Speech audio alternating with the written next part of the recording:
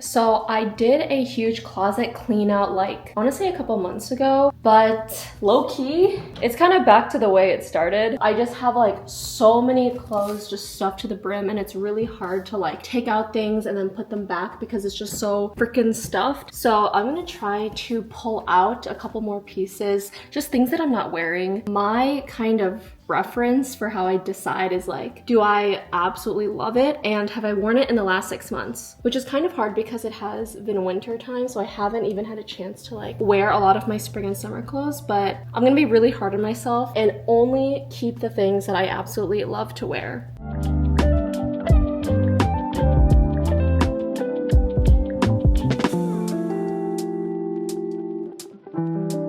All right, and these are all the clothes we pulled out of my closet. I'm honestly really proud of myself because I didn't think I was gonna come out with this whole bag of clothes and it's like super heavy. But you know, spring is coming and I just want to go into the new season like stress-free, just get rid of all the stuff that I'm not wearing so that I can have a lighter mind space, if you know what I mean. I don't know, maybe it's just me, but whenever my environment is clean, I feel like I can just focus so much better.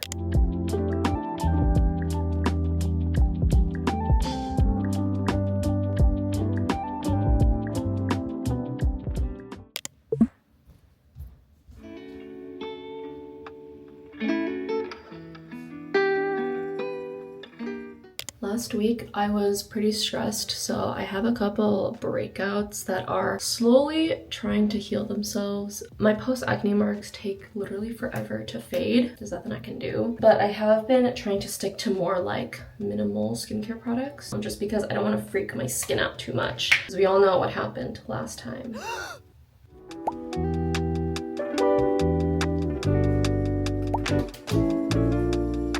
Okay, now I've been using this serum to help with like this redness. I think it's working, but with any type of skincare, like it takes time. So don't expect magical changes overnight. And I try to concentrate this like on my post-acne marks. And then because I feel a little puffy this morning, I'm gonna go ahead and gua sha. I'm gonna be honest, I was kind of skimping on this step for like a couple months just because I got lazy, but I don't want to lose my jawline, so I have to stay consistent with it. One of my biggest pet peeves is seeing people hold their gua sha like 90 degrees.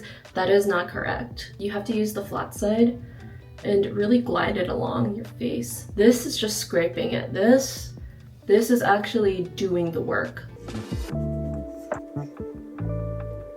I also like to go on my trapezius muscle. Now this cream has actually been a lifesaver for my acne. It's the Dr. Althea 345 Relief Cream. It's really lightweight and it does not clog my pores. I think it's also supposed to help calm redness on your face. It has panthenol, niacinamide, and centella extract. So those are all really good anti-inflammatory ingredients. And then the number one thing I do to prevent dark spots or uneven skin tone is using sunscreen. But if you are not putting on sunscreen every single day, no matter if you go outside or not, then you are just exposing yourself to so much sun damage.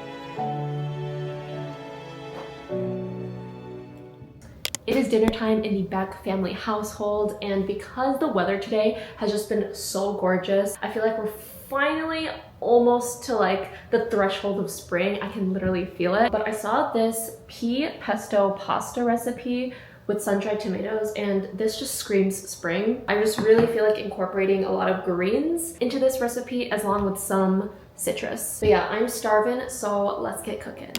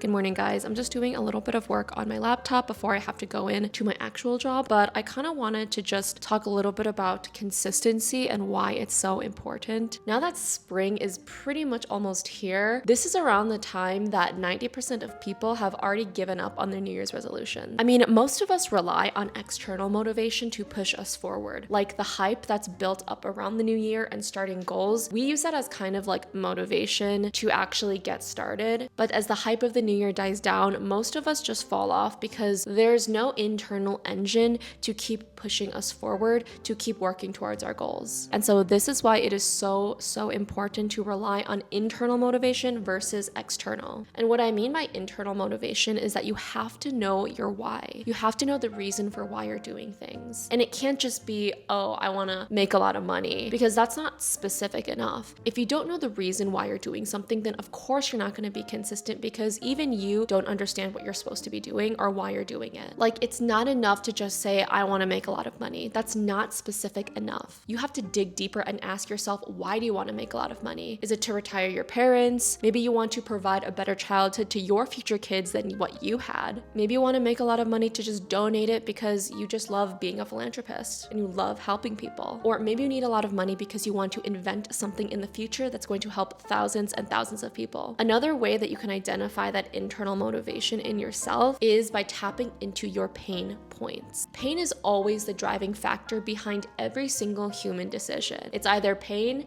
or pleasure. We're either seeking something that we enjoy, or we're trying to actively avoid something we don't want. Like the pain or consequences of not reaching your goals, aka staying broke, being unhappy, not having a big social circle, not living up to your potential, far outweighs the feeling of slacking off in the short term. So that is why being consistent and showing up every single day is 1,000 times better than trying to be perfect 50% of the time. People who consistently do what is required are far more successful than people who are super motivated and super productive, but only for a short time. It does not work like that. You have to fall in love with the process and not just the results. Like, you should wake up and just be so excited that you get to be part of the whole process of of working towards your goals and not necessarily the outcomes. Because 99% of your time is going to be spent on working on the process, not necessarily experiencing the fruits of your labor. You should see that as like the byproduct of it, but what you really should be striving for is how can I fall in love with the process even more every single day? And this is why it is so